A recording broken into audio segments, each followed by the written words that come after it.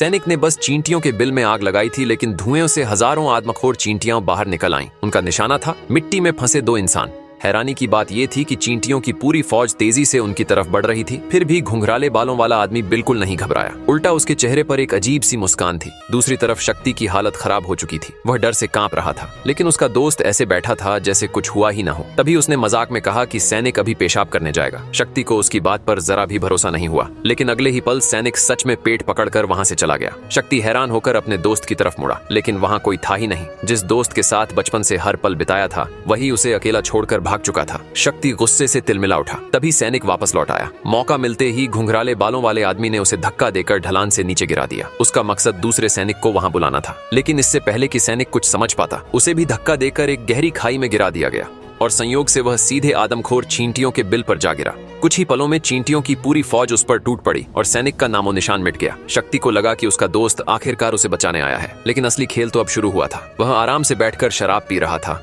और शक्ति को मौत के मुंह में जाते हुए देख रहा था। चींटियां अब लगातार करीब आ रही थीं। शक्ति समझ चुका था कि अगर अभी कुछ नहीं किया तो अगला नंबर उसी का है। वह गिड़गिड़ाकर मदद मांगने लगा, लेकिन दोस्त ने ऐसी शर्त रख दी जिसे सुनकर शक्ति के पैरों तले जमीन खिसक गई। उसने बदले में उसकी गर्लफ्रेंड मांग ली। हालात ऐसे थे कि शक्ति के पास कोई दूसरा रास्ता नहीं था। जान बचाने के लिए आखिरकार उसे हामी भरनी पड़ी। तभी चींटियों की फौज उनके बेहद करीब पहुंच गई, लेकिन घुंघराले बालों वाला आदमी अब भी बिल्कुल शांत था। उसने एक घूंट शराब मुंह में भरी और उसे जलती मशाल पर फेंक दिया। अगले ही पल आग की एक विशाल लपट उठी और देखते ही देखते चींटियों की पूरी फौज आग की चपेट में आ गई। वह बार बार शराब की मदद से आग की लपटें छोड़ता रहा और आखिरकार आदमखोर चींटियों को पीछे हटने पर मजबूर कर दिया। शक्ति को लगा कि अब उसकी जान बच गई, लेकिन उसे क्या पता था कि सबसे बड़ा खतरा अभी सामने आना बाकी था।